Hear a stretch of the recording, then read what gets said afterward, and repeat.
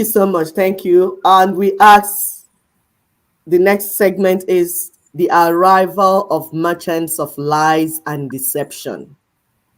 The arrival of merchants of lies and deception. Who are they? Please, if you know, if you can guess, write in the comment section who you think these merchants of lies and deception are. Those that brought this whole misinformation, disinformation, and confuse our people everywhere. Brakata, brakata. Everybody fighting everybody. Chaos everywhere. Who do you think they are? Because there was a time they arrived. We on our own, no, and they carried their trouble and arrived. The merchants of lies and disinformation and deception. Yes, these are the people, the land and resources grabbers. Yes, for those that, I don't know if anybody tried to write in the comment section, we will check. They are the people coming to grab lands and resources. The foreign invaders. They came with the purpose of grabbing your lands, the lands of the indigenous peoples, and stealing their resources, and are still doing that till today. They are the foreign invaders. Two criminal gangs, what we call Anglo-Fulani Alliance. And those that are having issue understanding this, people Google. Go and Google. The information is there. You will see it. Of course, you have to sift through some information because some lies are out there too, but you will make sense. In this show, we'll teach you how you can get truth out of lies. Make sure that something makes sense. So Anglo-Fulani Alliance, these are the merchants of lies and deception. They arrived. The Anglo are the English colonialists. And other colonialists, not just them, but the ones that are still remaining now, is that why we're bringing out only the Anglo and Fulani. Because so many others came into Africa, but eventually they did. I would tell you in this show also how it got reduced to only these two groups now remaining. So the colonialists, the English one, they came with what you call doctrine of discovery from Vatican and Rome. What does it mean? Means if you discover land, grab it. If you discover anyone, grab it. The land you wake up and come from the people and the tree, everything. Take it, it's yours. These people have audacity. Their Pope signed for them and they moved. Say, if you get to Africa, any land you see, you like, grab it. It's your own. That's doctrine of discovery. That's why they told you, they were brainwashing us when we were in school. They said that Mungo Park discovered River Niger. We didn't know what they meant. We are asking, how can Mmiri Ogbaru, that is in Igbo land, that our ancestors have been drinking, cooking, using everything with, all of a sudden one white man will come and discover it? It was when the brainwashing was going on. Because you start brainwashing people from children. So children now are saying, if your father now tell you that, that is Mmiri Ogbaru, you say, no, Papa, it's not Mmiri Ogbaru, it's River Niger. And it was discovered by Mungo Park. Before Mungo Park arrived, all of you were blind. You didn't know it was water. You didn't know it was river. You were just fooling around until Mungo Park arrived with his ship and then discovered it. Wow! You didn't know it was attached to something else. That if Mungo Park discovered River Niger, that means Mungo Park people will own River Niger. We didn't know. We are talking of merchants of lies and deception. How they arrived on our land and began their job. Another group that arrived was the Black Arabs, the Fulani. Yes, the white Arabs impregnated some black people and they produced Black Arabs that they call Fulani. And those ones became their local agent. Like my sister was telling us about in the Puerto Rico, that they now think in their mind, on the skin they're black, but in their mind, they are white Arabs. So they feel that they are superior to you, black indigenous person, because their father is white Arab. Yes. Have you seen where our problem started? Are you following us? If you have any comment, please put it in the comment section. We'll be reading through, and then even if we don't answer you now, we'll answer later. So those ones, what they had in mind is conquest agenda, jihad, religious war. We want to teach you a better Islam, and then we're going to destroy all of you. Which God allows you to kill to teach people to worship him? The constipated God. Okay. So you see what we're saying. So before the Berlin Conference of 1884-85, what were they doing on our land? We'll just briefly run because of time. We are not, like we said, this show is usually to get you thinking. Then you now go and do research and get more information. And those of you that are sending videos to us, people keep sending video, it means that people are searching. So kudos, thank you very much. That's what I wanted, because it's a teamwork. You're doing the right thing. When we teach, when we come and bring out our research and the findings, you will go and get more. Some would send us videos, some things that they found out in this as they were searching. That is what you should be doing, because ignorance is a killer. My people perish for lack of knowledge. Misinformation and disinformation is what kept us down here, that after over 400 years, we are still here, going with our back. Or IGC. We are walking with head down, leg up, no progress, because of disinformation and misinformation. So before Berlin Conference, these people came as merchants seeking to trade with our people, our ancestors. And in their midst, they had their missionaries and teachers that told them that they were bringing better religion, the one that will bring them closer to God. They didn't know it was false Christianity and false Islam, full of misinformation and disinformation. It's now my people are saying, God is not really what these people taught us. So I say, yes, you're right. They lied. The God they presented to you was not God. It's the idol. For the Christians, it's idol from Rome that they brought for you and called Jesus Christ, with the intention of misinforming you and disinforming you, so that you will be properly brainwashed. Those that came with Islam, there's nothing about religion of peace. They say, this is religion of peace. There's no peace inside it. It's jihad, it's war, to grab your land and grab your resources. So you see the manipulation, you see the lies, you see the deception. They are bringing you something that you thought was nice. Yeah, because our people were godly people, very spiritual. So when people came and said, we are bringing you religion that will teach you more about God, they welcomed them with open hands. Didn't know that they were welcoming scorpions and cobra. So they disguised as merchants trying to trade. Yes, we just want to do business with you. These Europeans, we are signing trade deals with different ethnic nationalities. I heard my sister mentioning Yoruba nation, that Yoruba nation was a nation even before the arrival of the white man. Exactly. So we are other kingdoms. Ijaw kingdom, Igbo kingdom, all these were nations. They were independent, doing business with themselves. They had no issues with themselves. They were even intermarrying and doing all the things, but they remained as ethnic, as their nation. Yoruba was distinct, Igbo was distinct, Ijaw was distinct, and we are interacting. Hausa people were distinct, but they went one by one, signing so-called trade treaties with different. They knew where to find them. Why they were doing that? Why Europeans were in the south signing all those treaties? The Fulanese were in the north, conquering the Hausa lands and Hausa peoples through jihad, and promised to teach them better Islam. So two criminal gangs, one coming from the south, one coming from the north, coming. We don't have internet then. We didn't have cell phone then. We didn't have even telephone. So our information could not go around fast. And even with the limited information, our people still fought. Don't think that they came, our people just surrendered to them. No. With all their lies and deception, our people still fought. They put up serious resistance.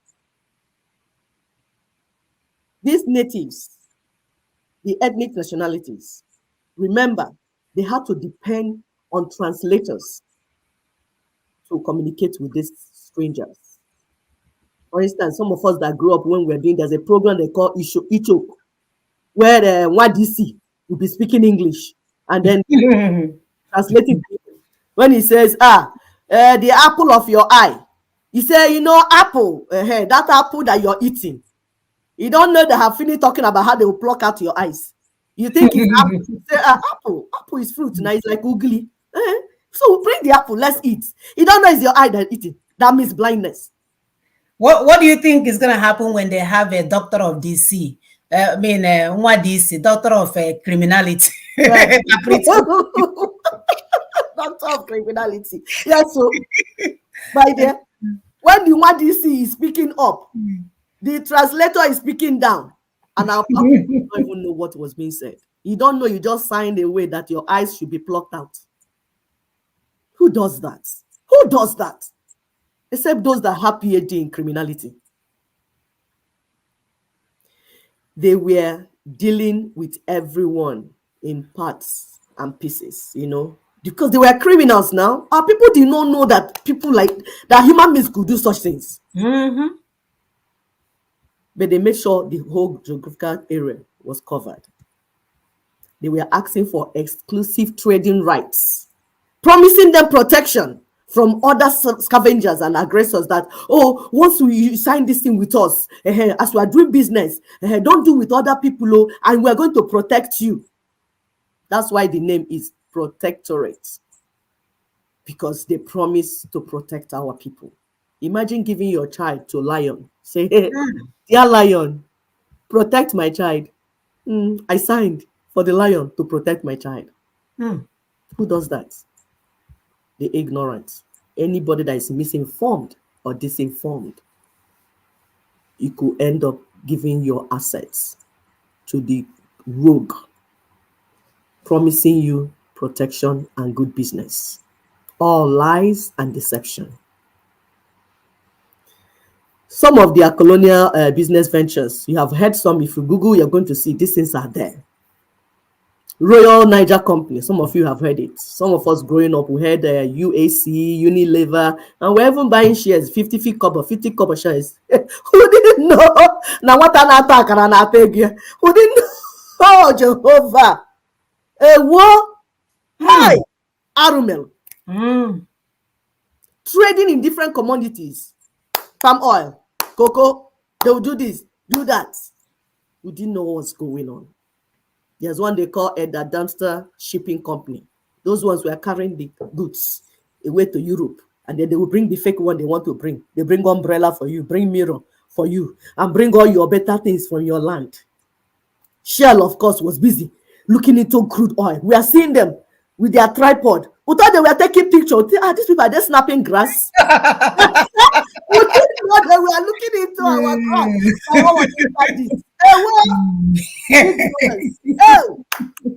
My people perish for lack of knowledge indeed. You see disinformation, you see misinformation, Baba. When you see these two people, run away from them. Can you imagine? We didn't know that these criminals were just buying us. So by 1900, the promise of protection for the Southwest kingdoms, fiscal control, all trading charters, rights, and licenses were fully secured by Royal Niger Company. When they say protection, it is an excuse to bring in powerful ammunition. Because they'll tell you, yes. So he said, why are you bringing all these big guns? He says, so we'll protect you. No, even if it doesn't work, they will create terrorism to come and make you feel like you need protection. Of course, now that's what they do. Now, of course, now. So when you see them bringing this in, you think like, okay, they're coming to protect you for real, for real. No, they're coming to conquer you and your chiefs and everything. My dear, can you imagine this? These people, like God Almighty, who created these people? Who created these people?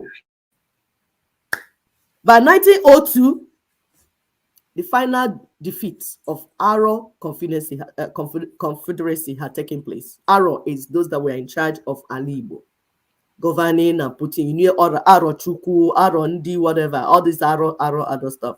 We had system. That's what we're saying, that before they came, we had our system, we had banking system, we had finance, we had business, we had everything, we had military, we had security, we had everything. We had a system. It was a full operating place. We even had constitution. Women's rights were protected. Children's rights were protected. All these things were already in place. It was just waiting for us to be, as we go, progress, we'll make them better and better before these people came. Then by 1906, there's a company they call Oil Rivers, the one that is in Niger Delta area. Then those in the east and those in the west, they jammed all of them together and they became Southern Protectorate. We will not be able to break it down for you. You go and get more information. All this happened before the Berlin Conference. So after the Berlin Conference, which we told you that Berlin Conference of 1885 was just where they balkanized Africa. Oh, you take the head, you take the tongue, you take pieces, everything.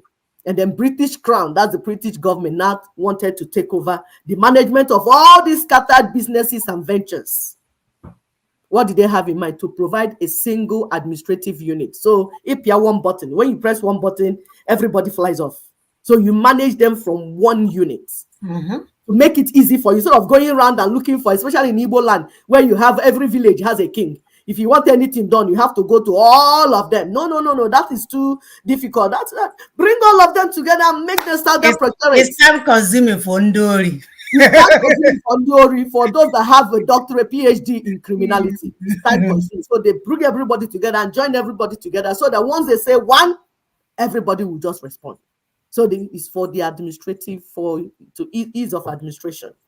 And then they built railway. They did not build railway because some people will say, hey, Oyibo man built us railway. They built railway so that it will be easy to carry your commodities away from there to the ship. They were not building it for you. Mumu, M-U-M-U. Then they set up security forces. And they said to protect you. It's not to protect you. It's so that it's terror. You know that colonialism came with 3 tools: ignorance, fear, and military terror. So those that refuse to sign the treaties, they kill you. They buy you. Like the grandfather of Colonel Ojukwu, he was executed at Nkwan Nnewi. And even the king of Nnewi in Igbo land was also executed. Any chief that says no, they take you out. It was not easy for our people. For those that keep looking for where to get misinformation and disinformation and come and use it to be confusing the information. Look at our people. See our men today. The real ones, so not the ones that they were like the Puerto Ricans, not the one that the Ndiocha Motaradobe or the colonialists they brought. No, the real ones, the indigenous people of the land. They do not joke with their resources. They do not joke with their family members. They do not joke with their land. They understand what it means. So they did not just come and they said, oh, I take. No. There's what we call a Kumeku warrior in Igbo land. For 35 years, they struggled, they resisted. They did all they could to stop these evil merchants. So by January 1st, 1900, they sold off Nigeria. Yeah, you. Guess how much they sold you? 865,000 pounds. All of you. Your whole land. All of you. They gathered you and sold you off. So when you are hearing things like, oh, this person sold Facebook. Facebook sold Instagram. Instagram bought Twitter. Twitter bought X. This thing is what they've been doing since. Some will go inside, some will come in the name of missionary, they'll come in the name of whatever. Go get the trust of the people, sign some documents, and then sell off to the bigger criminals. So by 1914, you now have what you call amalgamation of Southern Nigeria protectorates. So they made Nigeria to become one giant criminal venture for Britain, not for you. Not for you. Nigeria was not created for you. No, don't get it mixed. It was not created for you. It was created for Britain. And God did not create Nigeria. We have question. So during colonialism, which people lived in the area they call colony? Like when you hear Lagos colony. In this Lagos colony, the situation there. Oh, I think that you missed one. Okay. I was going to ask them as question before this one. So you have the colony, Lagos. Sorry, we gave you expo before the question. Lagos colony. Then we have Ruga. Wait, that doesn't look like a question. So I was like, okay, the answer is nice side. So we have Ruga. We have protectorate. We want our people to think. Which people do you think lived in colony? Or which people do you think, when you hear Ruga and then you hear protectorate, please, if you know, write in the comment in the comment section. So we'll give you the answers as because of time. So the colony, like Lagos colony, they made it be like the environment, like all this Ikoyi and all those stuff that you have, like this, the living standard there is equivalent to what you have in UK, in Europe, in London. So that is where the colonists live, the colonial masters, because they have to be kept away from you natives. You know, the standard, these people are superhuman beings, you know, they are superior. These are white supremacists. So they have to be that superior to you. So they have to carve out a place for them to live. It's exactly the same idea with Ruga, where the Fulanis now want to live in settlement, different from the people, where they will have their bank, their hospital, their everything, different from the local villagers, the natives that don't deserve anything good. Of course, the protectorate is where the natives live, the colonized natives live. No wonder our neo-colonial puppets, politicians today, want to live in Aso Villa, in Aso Rock, in Abuja. They stay in Abuja. If you land Abuja, you would think you are in London. You would think you are in US. When I got from Abuja to US, people were asking me, so what's the difference? I said, there's no difference. Basically the same type of life. I didn't know that my people, because I wasn't too close, we are living in a different. I had a friend that came in from East. He came to my house. He was like, what? Is this place Nigeria? You mean light is 247? That was then. Now things have gone worse. Oh, water? What? You mean this is inside Nigeria? And this was a barrister. So people, they stay there so that they don't even know what is happening. That the people that when we are talking to them now, our people need freedom. They are not hearing because they are living in an elevated place, far away from the people. And they will go only during Christmas 1 week and give them light and give them rice and engine oil. My dear, you know there's a huge difference between Queen Bee, okay? The queen in the bee, what is it called? Colony. Yeah. And then the other people are the colonies. They need to work till they die. They need exactly. to work till they die. You see all the names. You understand? So tomorrow now, when you go to your village and according to church people, they say witch will eat you. But you're creating witches now. They're supposed to help your people to live a better life. No, you don't want to help them. Your house is the only good house in the entire place. The only place that has water, the only place that has light. Then tomorrow you said that they ate you up. The money that you're supposed to give to them to help them, you go and give to your pastors as tithe and offering. Because the pastors are telling them they are witches and wizards. Yeah, you are creating witches and wizards. They will eat you up. Tell me, is this not appetite? It's appetite.